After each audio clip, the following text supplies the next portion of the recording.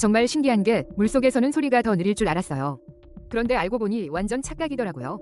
우리가 생각하는 것과 달리 물속에서는 소리가 훨씬 더 빨리 전달돼요. 공기 중보다 무려 45배나 빠르다고 하죠.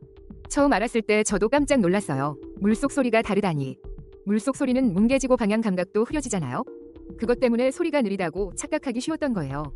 사실 소리 전달 속도는 매질의 밀도와 탄성에 따라 달라져요. 물이 공기보다 밀도가 높고 분자 간 간격도 훨씬 가깝기 때문이죠. 분자들이 더 촘촘히 붙어 있어서 진동이 훨씬 빠르게 전달되는 거고요. 그래서 고래 같은 동물들은 수천 킬로미터 밖에서도 소통할 수 있어요. 생각해보면 당연한 건데 왜 난 이런 생각을 못했지? 그냥 듣는 방식이 달라서 우리가 착각하는 거였어요. 우리의 귀는 공기 중에서 듣는 것에 최적화되어 있거든요. 물속에서는 고막을 통해 직접 전달돼서 좀 다르게 느껴지는 거고요. 진짜 과학은 알수록 더 신기한 것 같아요. 다음번에 물놀이 가서 귀 기울여보면 이 말이 생각날 거예요. 물속 소리 빠르지만 익숙하지 않아서 헷갈리는 거죠. 다음에 또 이런 흥미로운 과학 상식 들고 올게요. 궁금한 거 있으면 언제든 댓글 남겨주세요. 여러분, 아메리칸 익스프레스 카드 다들 아시죠? 근데 이 회사가 원래 신용카드 회사가 아니었다는 사실 아셨나요? 1850년 처음 설립 시 이들은 화물 운송 회사였어요. 말 그대로 물건을 한 곳에서 다른 곳으로 옮겨주는 일이었죠. 생각해보면 신기하죠? 카드 회사랑 운송은 너무 다르잖아요. 그러다 1900년대 초 금융여행 서비스로 확장하기 시작했어요. 이때부터 우리가 아는 금융 서비스의 씨앗이 심어진 거죠. 첫 종이 차지 카드는 1958년에 나왔답니다. 금카드, 그린카드도 이후 하나씩 출시됐어요. 1975년 그 유명한 Don't Leave Home Without It 광고가 나왔죠. 이 캠페인이 아메리칸 익스프레스의 상징이 되었어요. 지금은 전 세계 카드 네트워크 중 4번째로 크다고 해요. 작년에 만일 7조 달러 넘는 금액이 아멕스 네트워크를 거쳤대요. 총 1억 4천만 장 넘는 카드가 사용 중이라는 사실. 개인당 평균 연간 사용액은 무려 2만 4천 달러가 넘고요. 이 회사는 사실 미국 16위 은행이기도 합니다. 총 자산만 2,700억 달러에 달한다니 정말 엄청나죠? 포춘 500대 기업 중 58위, 포브스 브랜드 가치 28위에 올랐어요. 프레이트 운송에서 시작해 금융 거인이 된 아메리칸 익스프레스. 다음에 아멕스 카드를 보면 그 역사를 한번 떠올려보세요. 정말 신기하죠? 우리가 매일 쓰는 저장 아이콘이 왜 아직도 플로피 디스크 모양일까요? 지금은 거의 아무도 플로피 디스크를 안 쓰는데 말이죠. 저도 처음 알고 정말 놀랐어요. 플로피 디스크는 1971년 IBM이 처음 만들었고 당시엔 8인치짜리 거대했어요. 점점 작아져서 5인치, 그리고 우리가 아는 3인치 플로피 디스크가 나왔죠. 1990년대 중반까지는 컴퓨터에 3인치 드라이브가 기본으로 장착되었고요. 이 작은 디스크는 디지털 데이터를 저장하고 옮기는데 정말 중요했어요. 당시엔 USB나 클라우드처럼 파일을 저장하고 이동하는 유일한 방법이었거든요. 소프트웨어 개발자들이 저장 기능을 만들 때 가장 보편적인 저장 매체가 플로피 디스크였으니 당연하죠. 그래서 저장하면 플로피 디스크 모양이 자동 연상되며 시각적 언어가 된 거예요. 이런 디자인을 스큐어모피즘이라고 해요. 옛 물건 디자인을 새 기술에 적용하는 거죠. 옛날 전화 다이얼이 아이폰 앱에 남아있는 것과 비슷해요. 플로피 디스크는 21세기 초까지 쓰이다가 USB나 인터넷 저장 공간에 밀려났어요. 하지만 그 아이콘은 여전히 남아 디지털 유산이 되었죠. 다음에 저장 버튼 누를 때마다 이 작은 플로피 디스크의 역사를 떠올려보세요. 정말 신기하죠? 저도 처음 알았을 때 놀랐어요. 여러분, 공중화장실 칸막이 안쪽을 자세히 본 적 있으세요? 변기 옆 작은 고리 발견한 적 있으신가요? 이거 진짜 신기한데요. 저도 몰랐는데 용도가 있더라고요. 많은 사람들이 코트나 가방걸이로 생각하죠. 물론 그렇게도 쓰지만 원래 목적이 따로 있다는 사실. 이 고리는 사실 패닉 버튼이나 비상 호출 벨이에요. 특히 장애인 화장실에 흔히 설치되어 있죠. 갑자기 쓰러지거나 도움이 필요할 때 누르도록 만들어졌어요. 저는 이걸 처음 알았을 때 정말 놀랐어요. 생각해보면 당연한데 왜 한 번도 의심 안 했는지. 이런 장치들이 우리 안전을 지켜준다는 게 대단하죠. 물론 모든 고리가 비상벨은 아니지만 주의 깊게 보세요. 혹시 주변에 비상 상황이 생기면 꼭 기억해두세요.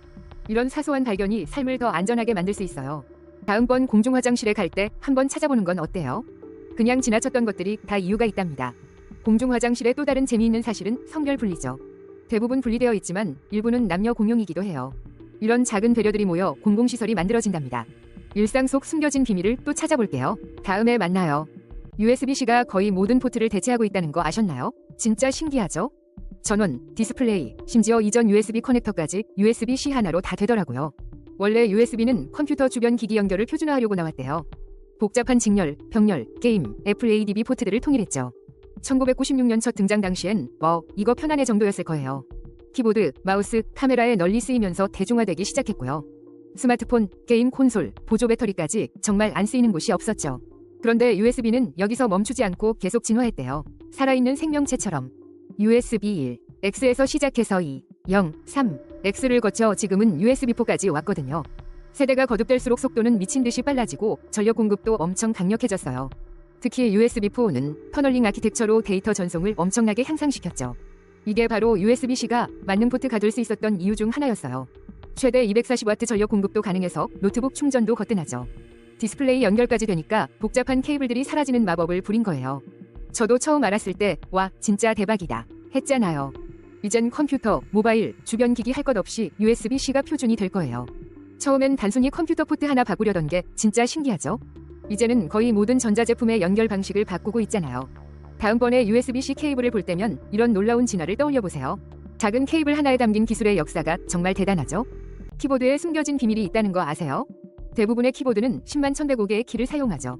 노트북 키보드는 키수가 더 적은데 왜 그럴까요? 공간 제약 때문이에요. 그럼 가상 키보드는 어떨까요? 가상 키보드엔 물리적 스위치가 전혀 없어요. 대신 인공 오디오와 햅틱 피드백을 제공하죠. 생각해보면 당연한데 정말 신기한 이유가 있어요. 가상 키보드는 물리적 제약이 없다는 점이에요. 물리 키보드는 정해진 형태를 바꾸기 어렵잖아요. 하지만 가상 키보드는 마음대로 변형될 수 있어요. 언어나 작업에 따라 레이아웃이 바뀔 수 있죠. 이건 물리 키보드로는 상상하기 힘들어요.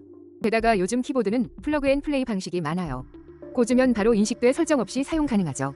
이건 키보드에 있는 제어 프로세서 덕분이에요. 키보드 상태를 중앙 프로세서에 알려주는 거죠. 그래서 여러 언어 시장에 같은 키보드를 팔 수 있어요. 키캡 문자만 다르게 만들면 되니까요.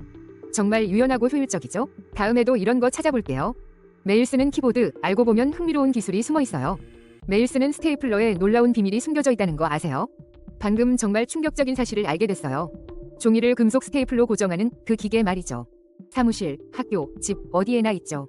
하지만 스테이플러라는 단어는 사실 다양한 장치를 뜻해요. 이거 아세요? 어떤 스테이플러는 수술에도 사용돼요. 봉합사처럼 조직을 연결해서 상처를 닫는 데 쓰이죠. 정말 놀랍지 않나요? 종이에서 인체까지. 그래도 우리가 흔히 보는 건 종이용 스테이플러죠. 주로 수동식과 전동식 두 가지가 있어요. 수동식은 손으로 잡고 쓰기 편하고요. 전동식은 엄청난 양의 종이를 처리할 때 써요. 어떤 건 20장도 순식간에 합칠 수 있대요. 여기 또 재밌는 사실. 일반 스테이플러는 3종 지뢰라는 거 아세요? 힘점이 받침점과 작용점 사이에 있는 형태죠. 이렇게 단순한 도구에 숨겨진 게 많을 줄 누가 알았겠어요? 그러니 다음번에 스테이플러를 쓸 때 그 놀라운 다양성을 기억해보세요. 사무 업무부터 생명을 살리는 수술까지 스테이플러는 다 하죠. 이걸 알았을 때 정말 깜짝 놀랐어요. 또 어떤 일상용품에 숨겨진 비밀이 있을까요? 포스트잇이 원래 노란색만 있었다는 거 아셨어요? 지금은 여러 색이지만 초기엔 모두 노란색 사각형이었죠. 저도 처음엔 놀랐는데 왜 하필 노란색이었을까요? 사실 포스트잇의 상징인 접착제는 3M 과학자가 우연히 발견했어요. 강력한 접착제를 만들려다 너무 약한 걸 만든 거죠. 이 접착제가 떼었다 붙였다 하는 포스트잇의 핵심이 된 겁니다. 포스트잇은 수많은 상을 받았는데요. 당연한 이야기죠. 디자인과 혁신성으로 여러 번 인정받았답니다. 교실, 직장, 심지어 예술 작품에도 쓰이는 만능 아이템이에요. 공공 참여나 설득 도구로도 활용될 정도죠. 3M의 포스트잇 특허는 1997년에 만료됐어요. 그래서 지금은 다른 회사들도 비슷한 제품을 만들 수 있죠. 하지만 포스트잇 이름과 노란색은 여전히 3M 상표예요. 다른 회사 제품은 재배치 가능한 메모 등으로 불려요. 놀랍게도 노란색 포스트잇은 28가지 색상 중 하나일 뿐이에요. 2024년 기준 그렇게 많은 색상이 있답니다. 매일 보던 포스트잇에 이런 비밀이 숨어 있었다니 신기하죠? 다음번엔 포스트잇 볼 때마다 노란색의 의미를 떠올려보세요.